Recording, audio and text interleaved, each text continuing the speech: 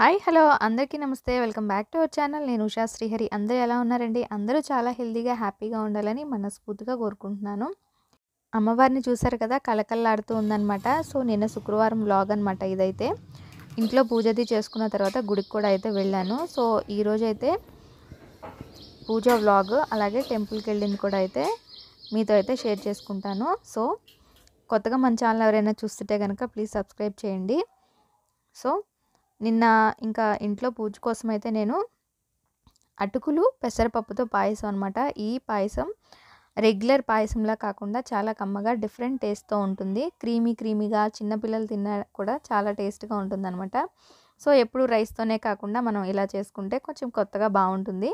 So ఈరోజు వచ్చేసి ఇంకా పాయసం కోసం అయితే కుక్కర్లో అరకప్పు వరకు పెసరపప్పునైతే అయితే తీసుకుంటున్నాను అనమాట. సో హాఫ్ కప్ వరకు పెసరపప్పుని కుక్కర్లో అయితే వేసేసుకుంటున్నాను.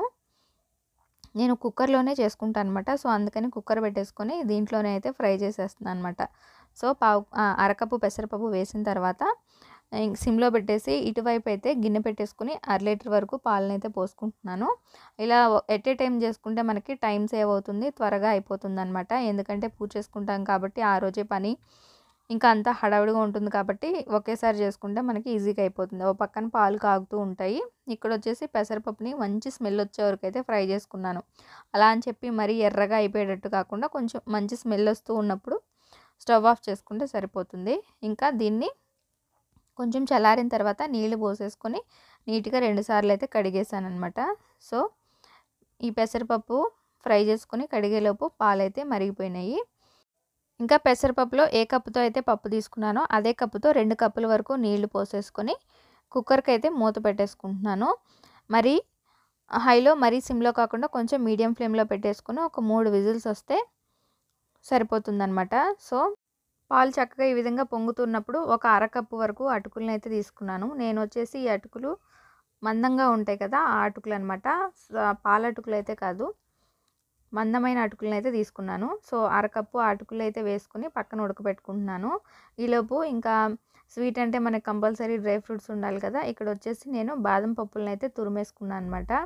ఈ స్లైసర్తో బాదం పప్పులు కట్ చేయడం చాలా ఈజీగా ఉంది.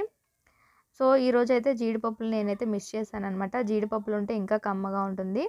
సో ఇంకా కుక్కర్ విజిల్స్ వచ్చాక దాన్ని పక్కన పెట్టేసుకొని ఒక గిన్నెలో నెయ్యి వేసుకొని నేనైతే ఈరోజు బాదం పప్పులు అలాగే కిస్మిస్ ఒక్కటే వేసుకుంటున్నాను. జీడిపప్పు ఉంటే ఇంకా బాగుంటుంది. సో వేసుకొని చక్కగా అయితే ఫ్రై చేసేసాను అనమాట. డ్రై ఫ్రూట్స్ కూడా ఫ్రై అయిన తర్వాత దీన్ని అయితే పక్కన పెట్టేసుకున్నాను. ఇంకా కుక్కర్ చల్లారిన తర్వాత మూత అయితే తీసేసాను అనమాట. సో పప్పు అయితే ఈ విధంగా చక్కగా సాఫ్ట్గా అయితే ఉడికిపోయింది. ఒకసారి గరిటెతో మెదిపేసుకుని ఇంకా స్టవ్ మీద పెట్టేసుకుంటున్నాను. స్టవ్ సిమ్లో పెట్టేసుకుని పెసరపప్పు ఉన్న కుక్కర్ పెట్టేసి అటుకులు పాలు కొంచెం సేపు ఉడకపెట్టాను కదా, అవి ఇందులో వేసేస్తున్నాను అనమాట. సో వేడి పాలు కాబట్టి త్వరగా అయితే పెసరపప్పు కూడా పాలతో కలిపి ఉడుకుతుంది. ఒక 5 మినిట్స్ పాటు సిమ్లో ఉడికించుకుంటే అటుకులు పప్పుతో కలిసి చాలా సాఫ్ట్ టెక్స్చర్లో అయితే తయారవుతుందన్నమాట. ఈలోపు బెల్లం పాకం కోసం అయితే నేను 1 కప్పు వరకు బెల్లం తీసుకున్నాను అనమాట. ఇక్కడ నేను తెల్ల బెల్లము అలాగే ఎర్ర బెల్లము 2 ఉన్నాయి నా దగ్గర. సో 2 కలిపి అయితే 1 కప్పు వరకు తీసుకున్నాను. ఈ విధంగా చక్కగా థిక్గా క్రీమీగా అవుతుంది. అప్పటి వరకు మనం ఉడికించుకోవాలన్నమాట. సో ఇలా అయిన తర్వాత కరగపెట్టుకున్న బెల్లం నీళ్ళని అయితే ఇందులో వేసేసుకుంటున్నాను. ఈ పాయసము రెగ్యులర్ పాయసం కన్నా చాలా డిఫరెంట్గా అయితే ఉంటుంది, చాలా బాగుంటుంది. సో ఇప్పుడు ఇందులో వచ్చేసి యాలుక్కాయలు అలాగే జాజికాయ ఉంటుంది కదా, అది పొడి అనమాట. జాజికాయ వేసుకుంటే ఈ పాయసంలో ఫ్లేవర్ అనేది చాలా బాగుంటుంది. జస్ట్ చిన్న ముక్కని యాలుక్కాయలతో పాటు దంచి అయితే వేసుకున్నాను. తర్వాత నెయ్యితో పాటు ఫ్రై చేసిన డ్రై ఫ్రూట్స్ అయితే పైన వేసేసాను అనమాట. సో ఇంకా పూజ చేసుకోవడానికి కమ్మటి నైవేద్యం అయితే రెడీ అయిపోయింది. సో ఎంత క్రీమీగా ఉంది కదా. సో ఇంకా దీన్ని అయితే ఈ గిన్నెలోకి అయితే తీసేసుకొని నేను దేవుడి దగ్గర అయితే పెట్టేసుకొని పూజ అయితే చేసేసుకున్నాను. గిన్నెలో వేసుకున్న తర్వాత కొంచెం డ్రై ఫ్రూట్స్ అయితే ఉంచుకున్నాను అనమాట.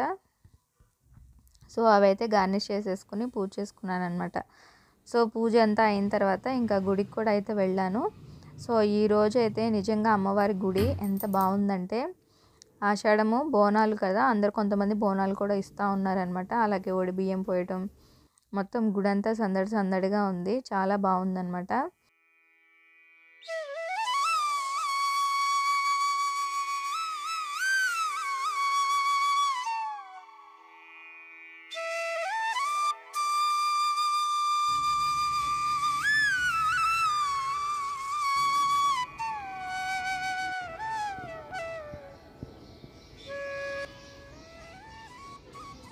ఈరోజైతే గుడిలో చాలా రష్‌గా ఉందన్నమాట.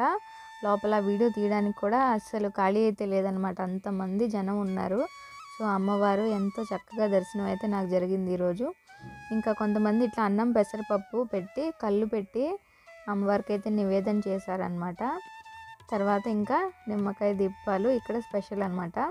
సో, ఇది నా ఫ్రైడే వ్లాగ్ అండి. నచ్చితే తప్పకుండా లైక్ చేసి మన ఛానల్ని సబ్స్క్రైబ్ చేసుకోండి. థ్యాంక్ యూ సో మచ్ అండి. Thank you so much for watching. Thank you for your support.